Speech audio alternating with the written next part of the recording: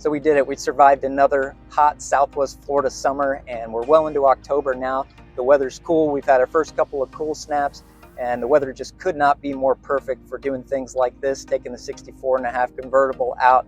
And so in today's video, for the folks that are maybe thinking about moving here, but maybe a little bit apprehensive about our hot Southwest Florida summers, I'm going to give you 5 pieces of advice that I've found really help to make it through these hot Southwest Florida summers and get to the rest of the times of the year where the weather is absolutely beautiful. So let's get right into that. First of all, if you're not already subscribed to the channel, please go ahead and do so. Put out multiple videos like this every single week. Not only informative videos like this, but also listing tours, and I think you'll get a lot out of it. Also, my contact information is down in the description, so if you have any real estate needs or if you've got questions that I can answer or help you with anything, feel free to reach out to me anytime. I'm always available by text, email, or phone call. So with that said, let's go ahead and get to it.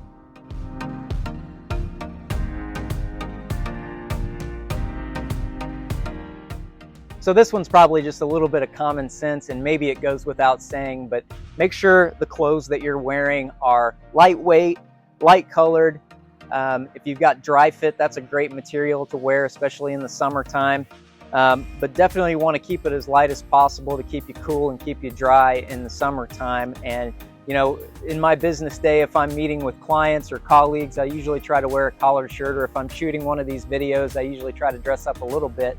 But I will readily admit that on occasion, if I know I'm not going to be meeting with anybody that day, or if I'm out taking care of bank properties, I'm out in the field and outside, this will probably be about what my uniform looks like during the day. I've got shorts and a t-shirt and a trusty pair of flip-flops.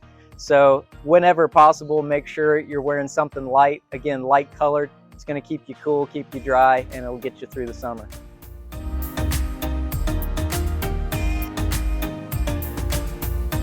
Okay, so the next piece of advice I have for you is what you should take with you in your vehicle when you're out and about in the summertime. And I like to have 3 different things in my vehicle at all times. The first being one of these accordion reflective sunshades.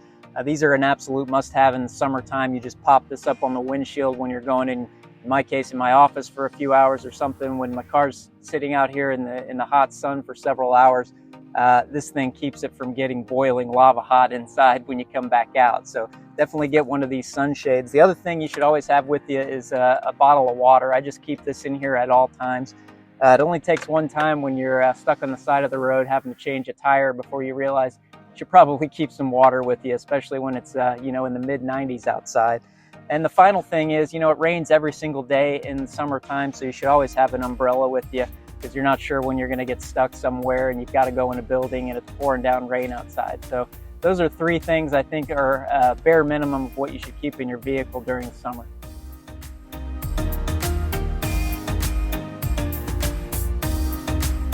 So, you know, there's always a few little things that you can do to help out with energy efficiency at your house.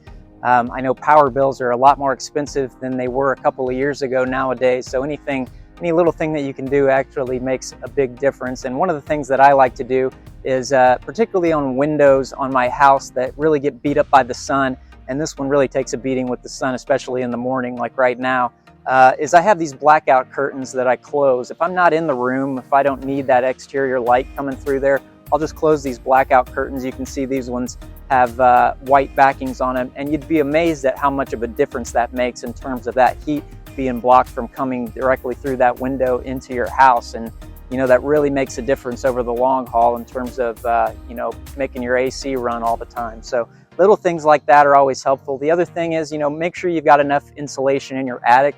Most of the homes here in South Florida are made with concrete block, and that's an excellent insulative material for the walls. But for the ceilings, we usually have blow-in insulation, either fiberglass or a different type of insulation. And so you want to make sure you've got enough of that up there. And sometimes, you know, if you can go up there and spend a few $100s to put a little extra insulation in your attic, you're going to make that cost right back in a year, maybe 2, in terms of the cost savings on your power bill. So little energy efficient things like that help out a lot.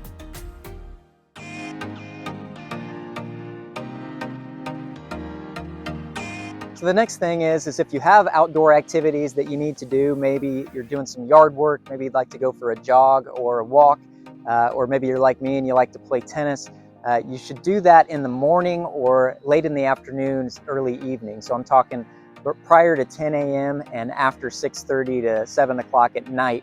And usually during those times, it's going to be about 10 to 15 degrees cooler. And so we're talking 80 to 85 degrees versus 90 to 95 in the middle of the day. And believe me, that makes a huge, huge difference. So utilize those early morning periods and late afternoon periods to get all your outdoor activities done. You know, the other thing is you should wear sunscreen all the time. You know, Florida's #2 in the nation for cases of melanoma. I've seen friends and family deal with that, and you know, frankly, it's just not worth the risk. So make sure you're putting that sunscreen on so you can stay safe. And you know, if you've got some stuff to do outside, do it early in the morning or late in the afternoon.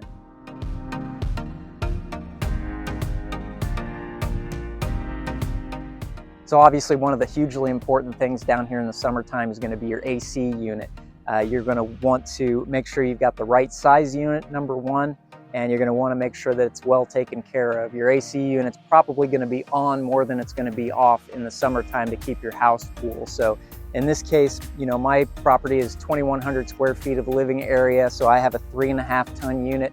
If you're any higher than that, you'd probably want a 4-ton. If you had a house that was about 1,700 square feet, maybe a 3-bedroom, you're going to probably be okay with a 3-ton. But make sure your tonnage is right, and also check the SEER rating. The higher the SEER rating on your unit, the more energy efficient it is. But a good AC guy is going to be able to tell you what size unit you need, and they'll take care of you on that end. So I know some great AC guys being in the business as long as I have. So if you need some advice on who to go with, who to ask, I'd be more than happy to share those contacts with you. But make sure you've got the right size unit. Make sure you're keeping it taken care of. You need to get it serviced at least once a year, preferably right before the high season of the summer. And make sure you stay nice and cool in these hot summers.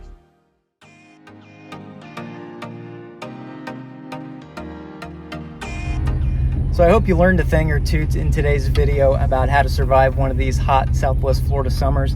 If you did and you wouldn't mind, please reach over and hit that like button. It definitely helps me out. You know, I started this channel 2 months ago and I'm absolutely floored at the response so far. I wanted to start this channel to create some value for folks like yourself in the hopes that maybe when it comes time to buy or sell a property around here in Cape Coral or anywhere in Southwest Florida, that you would maybe think of me and give me a call, give me an opportunity. And I've already heard from so many folks and just overall positive messages from everyone. It's been very humbling. So thank you so much. Make sure you're subscribed to the channel if you aren't already, and I'll see you on the next video real soon. Thanks a lot for watching.